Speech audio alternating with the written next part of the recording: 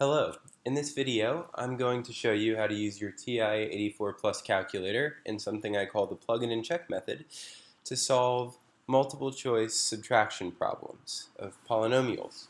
So in order to use this plug-in and check method, the first example I'm going to use is question number 3 over here, and then we're going to do question number 4.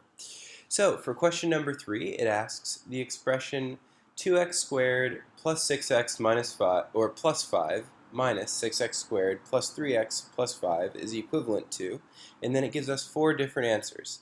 This is a subtraction problem, so in order to do this with the plug-in and check method, the first thing I want to do is on my calculator, I'm going to go to my y equals screen. As you can see, I'm already there. The first step of the plug-in and check method is I need to enter in the subtraction right in here into my y equals screen. So I'm going to enter in 2x squared plus 6x plus 5, and I'm going to remember to close my parentheses, minus, open parentheses again, 6x squared plus 3x plus 5. Okay, now that I've entered this in, I'm going to go ahead and take a look at my graph. I am zoomed very far out right now, so I'm actually going to go ahead and zoom in.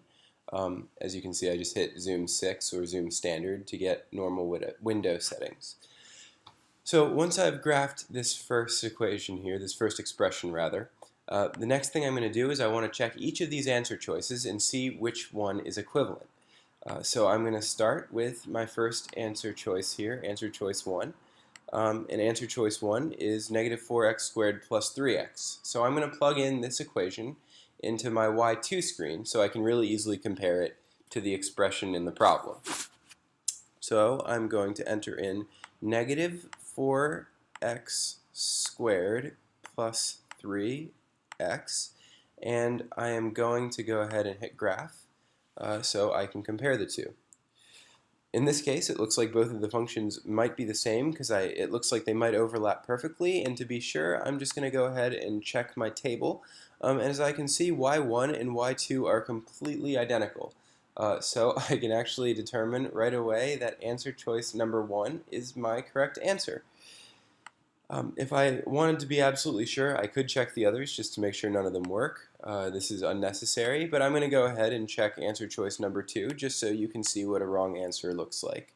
So answer choice 2 would be 4x squared minus 3x, and when I graph that, as you can see, it's graphing first the equation or the expression in the problem, and then it is graphing 4x squared minus 3x, and as you can see, these two are very clearly not the same, so we can say answer choice is incorrect. Answer choice 1 is our correct answer.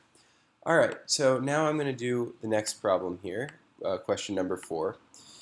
Question number 4 asks, when 3x squared minus 8x is subtracted from 2x squared plus 3x, the difference is. So this is another subtraction problem, but this time it's more verbal.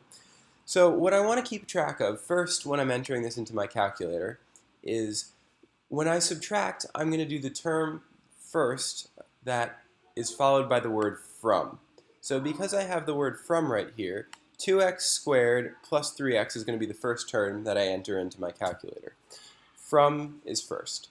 So again, remember your parentheses. I'm going to enter in 2x squared plus 3x, and I am going to be subtracting from it 3x squared minus 8x. And I'm going to close my parentheses. Again, I'm going to go ahead and graph this equation. This expression. And I can see I just have a linear equation going right there. Alright, so I actually might want to zoom out on this, I'm realizing, because there's no reason I should have a linear equation. So I'm going to hit zoom and then zoom out and hit enter.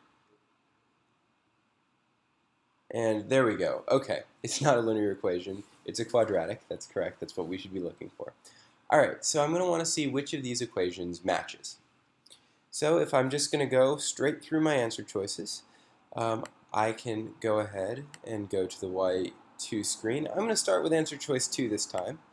And I'm going to say x squared minus 11x. And let's go ahead and check the graph and see if they're the same. And immediately I can see these two equations are different. So I can eliminate answer choice number 2. And let's double back and take a look at answer choice number 1 now. Alright, so negative x squared plus 11x. And we're going to hit graph. And as you can see, it's graphing our first expression. Then our second function is being graphed right now. They look the same. So I'm going to go ahead and hit second and then table to get to my table. And sure enough, y1 and y2 look exactly the same, which means that our answer choice is answer 1. That does it for this demo today. Thanks for watching.